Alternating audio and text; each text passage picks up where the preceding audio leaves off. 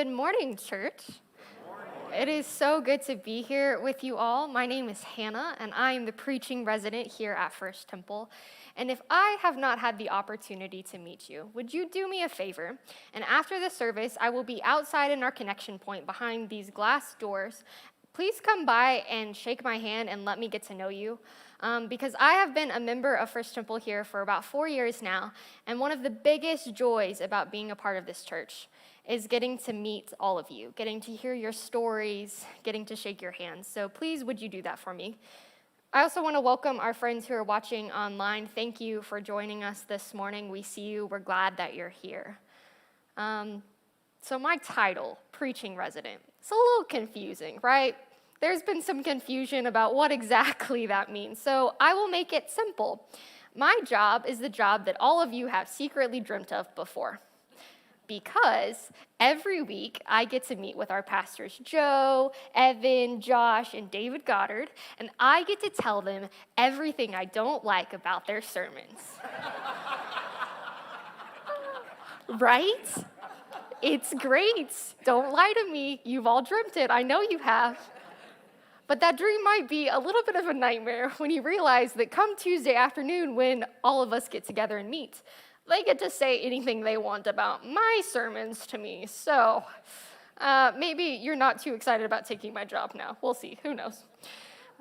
Anyway, in the weeks leading up to Easter, we've been in a series where we're looking at some of the root desires we have as people. These are good, God-given desires we've been given. But sometimes, in response to these desires, we turn towards vices, wrong actions, sinful things, bad habits to fulfill these desires. Instead of looking towards the truth, instead of looking towards some virtues, some good habits, good things to fulfill those desires. So here's the list of the ones that we've been going through.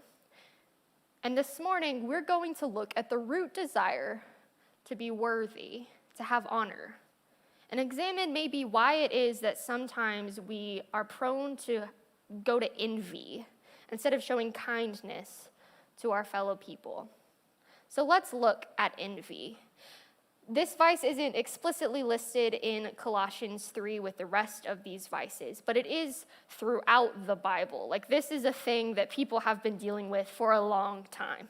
So 1 Peter 2:1 addresses envy. It says, "Rid yourselves, therefore, of all malice and all guile, insincerity, envy, and all slander." So what is envy? I like to think of envy as kind of like the ugly stepsister of greed. If you were here last week, you might remember Evan talking about greed, and he mentioned that it is taking anything and anyone and putting it in the center of your life, anything that's not God, to fulfill this desire. Well, envy is kind of like that, except instead of it being concerned with the stuff and what you're focused on, it's focused primarily on who you are because of what you have. See, the envious person doesn't want what other people have just for the sake of having stuff. The envious person wants things because of the dignity, respect, authority, honor, and love that they associate with having those things. Envy traps us in an endless game of competition and comparison because your worth and your value become dependent upon how you rank up against other people. In fact, envy so entraps us in this competitive game that it becomes difficult to even be happy for other people when they succeed or when good things happen to them. Because suddenly in our minds, if somebody else is being respected or given honor or given value, then we are not respected or given honor or given value. The theologian John Calvin will say it like this: "If others manifest the same endowments, the same gifts, talents that we admire in ourselves, or, heaven forbid, even superior ones, we spitefully belittle and revile these gifts in others in order to avoid yielding place to such persons." See, in the envious person's mind, there's no first place, second place, or third place. There's number one, and then there's nothing. And if you're not number one, then you're nothing. The envious person feels powerless. I mean, after all, if you were really worth something, you'd probably be number one to begin with, right? Now, if you're anything like me, you hear that kind of description of envy and you start thinking, well, maybe I'm not that bad, right? Like, I'm not sitting here praying that God would smite people that I don't like. I'm not, hateful against other people. Well, in her book, Glittering Vices, Dr. Rebecca DeYoung provides a list of symptoms for envy. And these symptoms are a byproduct of what happens when we let envy infiltrate our lives. So I want you to look at this list with me and see if you can maybe identify one or two things that kind of hit home for you. So symptoms of envy: feeling offended at the talent, success, and good fortune of others, selfish or unnecessary rivalry and competitions, pleasure at others' difficulties or distress, wishing others ill, reading false motives into other people's behavior, belittling others, creating false accusations against people, speaking poorly about someone behind their back, even if what you're saying behind their back is true, gossiping, antagonizing people, scorning others' abilities or failures, teasing, bullying, ridiculing, or prejudice against those you consider inferior or threatening to your position. That's a long list. And I don't know about you, but when I read a couple of those, I felt it in my heart a little bit. Because envy is seductive. It creeps into our lives and it grabs hold of our hearts. It convinces us of the lie that we're not worth anything until we've proven we're better than everybody else. And that lie works for us, doesn't it? I mean, we've already identified the God-given desire we have for worth and for honor. Show of hands, no one's sitting here saying, my goal in life is to be worthless. Right? No? I'm not seeing any hands. That's nobody's goal in life. We all want to be worth something. Human dignity is essential to who we are as people. We desire to be worth something, to be respected, to be loved, to have honor. But time and time again, we take this good desire, this good thing that God has given us, and we look towards a vice. We look towards envy to fulfill it. We think that if we steal it from somebody else, then it can be ours. But it doesn't work like that. Because the first time that you think you've replaced somebody as number one, another person walks in the door and you're like, oh no, I gotta take care of them. And then more people start coming in and all of a sudden you're looking around and you've got enemies everywhere, right? This has happened. This happens to me sometimes. I'm a student at Truett Seminary and sometimes I'm sitting in my classrooms looking at my peers going, you're pretty great. You're really awesome. You're really smart. You're really talented. And all of a sudden, I'm looking around and I've got all these wonderful people around me, and I'm thinking, why would anybody want to hire me? Why would anybody want to listen to anything I have to say? Have you seen these people? Have you met them? Maybe for you, this happens when you realize a coworker makes more money than you. Or when you log into Facebook and see that friend you graduated high school with has a bigger house than you, drives a fancier car. Or maybe you look at other people's families and you see the relationship dynamic that they have as a family, and you wish that could be what your family looked like. The vice of envy lies to us. It convinces us that if we can just steal enough from other people, then maybe one day we'll be worth it. Maybe one day we will have honor and respect. Maybe one day we'll be worthy of love. One of my favorite movies growing up was this movie called Cool Runnings. And it is a movie about the first Jamaican Olympic bobsled team. And it's a bunch of guys who have never seen snow a day in their life, but they decide they're gonna be Winter Olympians. They're kind of crazy, but it's fine. They get this coach who is a retired former Olympian to train them. And they're going, they're training, they're getting stronger, things are going well for them. And then in this really pivotal moment in the movie, they find out that their coach is actually a disgraced former Olympian.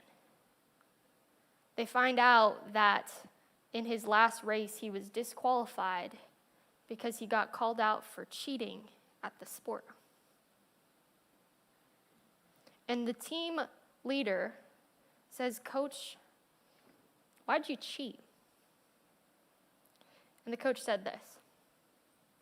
He said, "It's quite simple, really. I had to win. You see, I had made winning my whole life. And when you make winning your whole life, you have to keep winning, no matter what." And the player said, "I don't understand, coach. You had 2 gold medals. You had it all." And the coach said, "A gold medal is a wonderful thing. But if you're not enough without it, you'll never be enough with it." See, in our desire to be worthy, we let the lie of envy convince us that if we can just have what they have, we'll be worth it. But if you're not enough without it, you'll never be enough with it. So if envy won't fulfill our desire to be worthy, to have honor, what will fulfill us? What will satisfy this God-given desire? Well, Colossians 3, starting in verse 9, addresses this. Colossians 3:9, it says, "Do not lie to one another, seeing that you have stripped off the old self with its practices, and have clothed yourselves with the new self, which is being renewed in knowledge according to the image of its creator." Let's pause there for a second. Verse 9 says, you have stripped off the old self. You have seen envy for the lie that it is. You know that it will never satisfy your desire for respect and worth and honor, and you have taken it off and you have thrown it away. You've cast it aside, but now you have to pick up something new.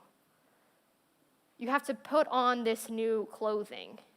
You have to reject the lie and embrace the truth.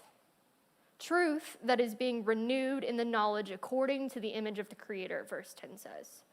So what will satisfy our desire to be worthy? It's the knowledge that God has about you. But it's not just for you. What's really cool about this, verse 11 says, in that renewal, there is no longer Greek and Jew, circumcised, uncircumcised, barbarian, Scythian, slave, free, but Christ is all and in all. What this tells us is that the truth that God has about us, the truth that is being renewed in us, the image that God has about you and me, it's for everyone. It's equally good for everybody. It doesn't matter what you walked in here with, who you are, where you come from. God knows what's right and what's good about you. When God looks at us, he doesn't see the categories and the labels and the divisive things we've put on one another. God sees us for who we really are. So what is the knowledge that God has about us? What is the image he has? We're going to look. Verse 12. Can you hardly stand it? We're going to get a new t-shirt to clothe ourselves with. Colossians 3, verse 12. As God's chosen ones, holy and beloved, clothe yourselves with compassion, kindness, humility, meekness, and patience. When God looks at you, you want to know what he sees? His beloved. His chosen ones. The word holy being used here means to be made complete, to be made whole, finished, not lacking in anything. That is what the God of the universe sees when he looks at you. That is what the King and Creator of heaven and earth is declaring over you, that you are already chosen, that you are already complete, you are already whole, you are already not lacking in anything, you are already beloved. This is what he's been saying about you from the beginning. It's all over Scripture. Isaiah 43, Gary read it for us earlier, but now, God's message. The God who made you in the first place, Jacob, the one who got you started, Israel. Don't be afraid, for I have redeemed you. I have called your name. You're mine. When you're in over your head, I'll be there with you. When you're in rough waters, you will not go down. When you're between a rock and a hard place, it won't be a dead end, because I am your God, your personal God, the Holy One of Israel. I paid a huge price for you. All of Egypt, with rich Cush and Seba thrown in, that's how much you mean to me. That's how much I love you. I would sell off the whole world just to get you back. I would trade all of creation just for you. That's the knowledge that God has about us. This is the message that God declares over each and every one of us. And notice this. It happens before we've even done anything, regardless of our actions. See, before we've done anything, before we have even clothed ourselves with a new virtue, notice that, you're already enough. Before you have even had the chance to turn to a vice or a virtue or any other type of action, before you've done anything at all, God has fulfilled your desire to be worthy, to have honor, to be loved. Your worth will never be based on your actions because you are already priceless to the King of the world. Our desire to be worth something, to be respected, to be loved, is satisfied in God. You, all of you, regardless, chosen, complete, beloved. See, this root desire we have has been satisfied. We are freed from the lie of envy, free to not compare ourselves to others. So what's the virtue we should put on? How should our lives look differently, and how should our relationships to one another be different because of this? Colossians 3, let's look again at verse 12. Colossians 3:12 says, "As God's chosen ones, holy and beloved, clothe yourselves with compassion, kindness, humility, meekness, and patience. Bear with one another, and if anyone has a complaint against another, forgive each other. Just as the Lord has forgiven you, so you must also forgive. Above all, clothe yourselves with love, which binds everything together in perfect harmony. And let the peace of Christ rule in your hearts, to which indeed you were called in the one body. And be thankful." Our relationship to others, the things that we are told to clothe ourselves, to put on: compassion, kindness, humility, meekness, patience, forgiveness, love, peace, thankfulness. We should celebrate the achievements of each other. We should grieve when success is taken from another. We should pursue love and peace with each other above all else. Now, I know what you're thinking. You're sitting here going like, "Hannah, there was only one virtue listed for today. I did not sign up for this many," okay? And I understand. It's a lot. It's a long list. I know, kindness was the only one listed. So let's talk about kindness a second. Kindness is an action. Kindness involves using your time and your energy and your resources to help improve the life of others. So when you take off envy and you put on kindness, your actions are now motivated by seeing other people succeed. How can you help others succeed to the best of your ability? So in a way, kindness really incorporates all of these things listed in Colossians 3. Because when we're trying to see other people succeed, when that is our purpose and our goal, we become more compassionate. We become humble and patient and forgiving and peaceful and thankful. Our relationship with others improves when we view people as beloved of God and not people whose success we're constantly trying to steal. Now, kindness, I know, can be a little bit of an abstract concept sometimes. In fact, I'll be honest, when the teaching team was trying to put together what word really encompassed this, we struggled a little bit because kindness almost seems too weak of a word, too abstract, too far out for us to wrap our heads around. So I want to give us a few practical tools that we can use to help us draw our hearts more towards kindness. So the first one, invest in activities with shared common goals. So this may be inviting a friend to go on a walk, enjoy some music together, go to a concert, I don't know. Doing something with a shared common goal together and be creative with it. Because when we do something together just for the enjoyment of it, it helps reframe our minds so that we're not constantly viewing people as competitions and competitors. Another thing you can do is you can do an anonymous act of kindness. So there's warmer weather.